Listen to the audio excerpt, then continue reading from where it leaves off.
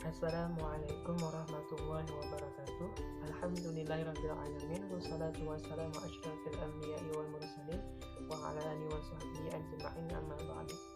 Halo semuanya, bagaimana kabarnya hari ini? Semoga selalu sehat dan dijaga oleh Allah Subhanahu wa taala. Amin Allahumma amin. Perkenalkan, saya Nur Hidayat Al-Farisi dengan nomor induk mahasiswa 201 04 01 0045. Kali ini saya akan membawakan sebuah video dalam rangka menjawab soal-soal mini tes mata kuliah retorika atau teknik kitobah yang diampu oleh Bapak Muhammad Rifat SAG MAG. Retorika adalah sebuah teknik pembujuk rayuan yang menggunakan bahasa persuasif untuk menghasilkan bujukan baik terhadap karakter pembicara, emosional, atau argumen. Berbicara ataupun berbahasa merupakan kunci utama dari retorika. Dari sisi historis, retorika dimaksudkan dengan apa yang ingin dicapai berdasarkan bakat dan keterampilan sebagai kesenian berbicara dengan baik. Inilah yang disebut dengan retorika.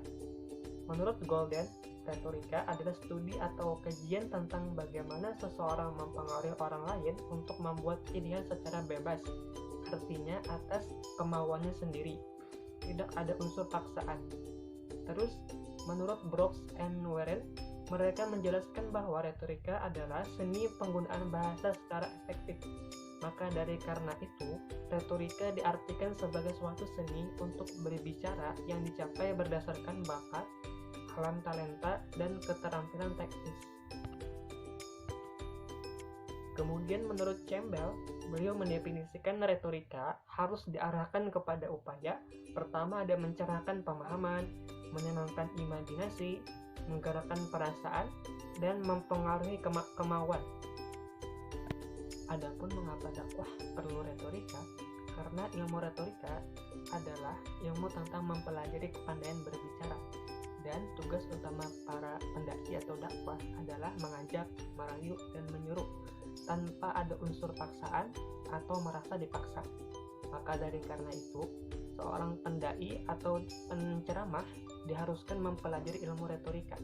Karena dengan ilmu retorika ini, kita dapat menentukan penggunaan bahasa apa yang tepat, logat apa yang tepat, dan nada bicara yang tepat kepada para jemaah.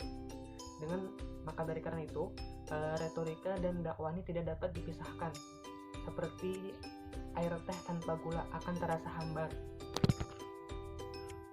Penggunaan retorika dalam berdakwah sudah dilakukan oleh para nabi dan para rasul. Dalam Quran Surat Al-Ibrahim ayat 4 yang berbunyi, "Dan kami tidak mengutus seorang rasul pun, melainkan dengan bahasa kaumnya, agar dia dapat memberi penjelasan kepada mereka. Maka Allah menyesatkan siapa yang dia kehendaki dan memberi petunjuk kepada siapapun yang dia kehendaki. Dia yang maha perkasa, maha bijaksana." Maha benar Allah dengan segala firman-Nya. Nabi Muhammad SAW adalah panduan dan panutan bagi kita semua, baik dari segi ilmu, akhlak, dan juga bahasa atau komunikasi beliau. Setiap berkomunikasi, beliau selalu berkata lain atau lemah lembut dan menimbulkan rasa simpatik bagi siapa saja yang mendengar. Nabi Muhammad SAW adalah seorang yang ahli dalam berkomunikasi. Komunikasi beliau sangat persuasif, bersahabat, singkat, padat, dan jelas, dan sangat menyentuh hati bahkan sahabat sampai berlinang air mata.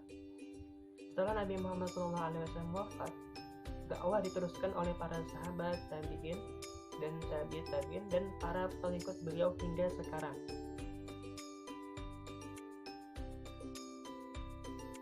Sejarah lahirnya ilmu retorika. Retorika berasal dari bangsa Yunani sekitar abad ke-4 dan ke-5 sebelum Masehi. Studi retorika untuk pertama kalinya muncul di Sirakusa, ibu kota Pulau Sicilia yang termasuk wilayah kekuasaan Yunani. Pada awalnya, retorika di Yunani hanya digunakan dalam ruangan pengadilan, tetapi kemudian banyak digunakan dalam perpolitikan. Pada abad ke-5, tahun 427 sebelum Masehi, Gorgias dikirim sebagai duta ke Athena. Gorgias disuruh untuk memenuhi kebutuhan pasar ini dengan mendirikan sebuah sekolah retorika. Dari sekolah tersebut, bermunculanlah ahli-ahli retorika seperti Protagoras, Demosthenes, Plato, Aristoteles, dan Socrates. dengan masing-masing mengembangkan teori-teori retorika. Kemudian masuk ke bangsa Romawi. Ketika kejayaan Yunani digantikan oleh bangsa Romawi, retorika yang diajarkan oleh Aristoteles mendapat pembinaan yang baik sekali di kota Roma. Dua orang guru retorika yang terbaik dan terkenal pada masa itu yakni Cicero dan Quintilianus. Mereka merupakan pelanjut dan pengembang dari retorika yang diajarkan oleh Aristoteles. Pada masa Romawi ini, Cicero dan Quintilianus mengembangkan lebih lanjut ajaran-ajaran Aristoteles, serta melengkapi dengan hal-hal yang bersifat teknis, sehingga mereka pun menjadi pedoman yang dianggap praktis untuk bertutur, lebih lagi untuk kebutuhan berpidato di depan umum. Masuk ke abad pertengahan, ketika demokrasi Romawi mengalami kemunduran dan kaisar demi kaisar memegang pemerintahan, ilmu retorika tersingkir ke belakang panggung. Para kaisar tidak senang mendengar orang yang pandai berbicara. Abad pertengahan ini sering disebut dengan abad ke-8. Pada masa ini, boleh dikatakan retorika tidak mengalami kemajuan.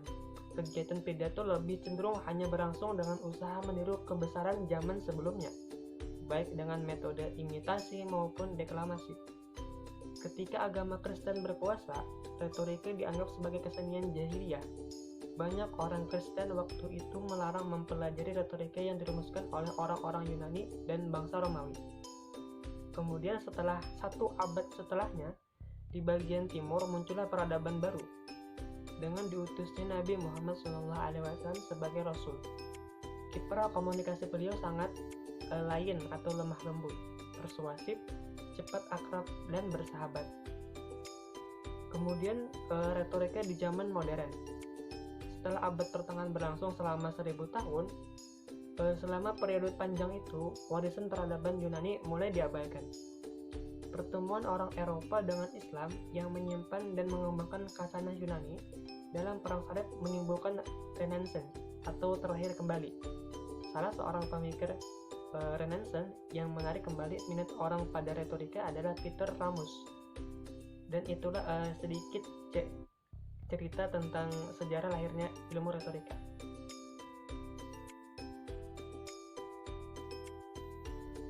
Ada 6 prinsip dakwah yang disampaikan oleh dai secara efektif. Pertama, ada mengamalkan sebelum mendakwahkan.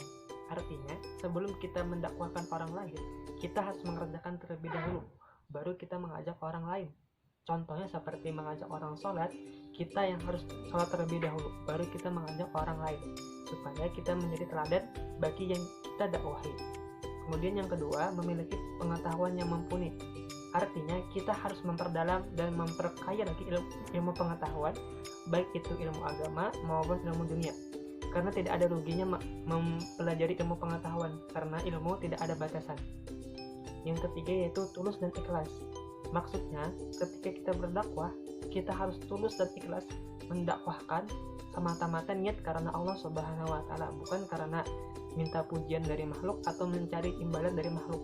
Seandainya ada imbalan atau pujian, itu cuma bonus saja. Yang keempat yaitu punya semangat. Maksudnya, kita memiliki rasa semangat, pemikiran yang positif untuk mengajak orang lain yang asalnya tidak baik menjadi baik, yang asalnya sudah baik menjadi lebih baik lagi. Yang kelima, mau praktik. Maksudnya adalah setelah keempat prinsip di atas sudah terpenuhi, maka selanjutnya adalah mau terjun langsung untuk berdakwah, beramar ma'ruf nahi munkar. Yang terakhir adalah istiqomah.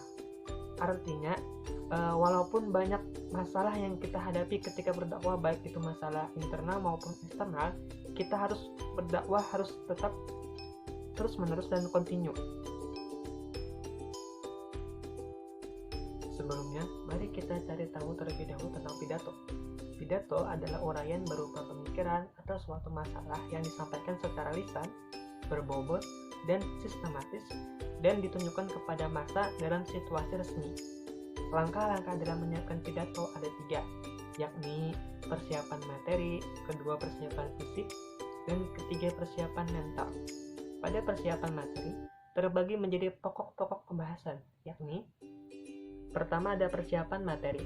A. Menentukan topik. Topik adalah pokok bahasan yang akan kita ulas. Ada sebuah rumus dalam menentukan topik, yaitu 5W plus 1H. When, kapan pidato itu akan dilaksanakan. Where, di mana pidato itu akan dilaksanakan. Who, siapa yang menjadi pendengar. What, topik apa yang cocok disampaikan. Why, mengapa perlu diberikan pidato. Dan how, bagaimana cara menyampaikannya. Kriteria topik yang baik. Topik harus sesuai dengan latar belakang pengetahuan. Topik harus menarik minat. Topik harus sesuai dengan situasi dan kondisi. Topik harus jelas ruang lingkup dan pembatasnya. Yang B, mengumpulkan bahan. Bahan-bahan pidato dapat kita temukan di dalam surat kabar, majalah, buku-buku, katalog, brosur, di tempat pameran, radio, televisi, dan juga internet. Selain itu, kita dapat berkonsultasi kepada orang yang telah mahir dalam berpidato. Yang C, merumuskan judul. Setelah kita menentukan topik, kemudian kita rumuskan judul. Judul adalah nama yang diberikan untuk pokok bahasan yang akan kita ulas.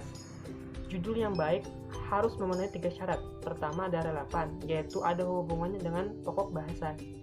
Kedua, provokatif, yaitu dapat menimbulkan hasrat ingin tahu dan ada antusias dari pendengar. Ketiga, singkat, yaitu mudah ditangkap. Yang D, menentukan tujuan. Tujuan ada 3. Pertama, ada informatif, yaitu tujuan yang bertujuan untuk memberitahukan. Tujuan persuasif yang ditujukan untuk mempengaruhi orang lain.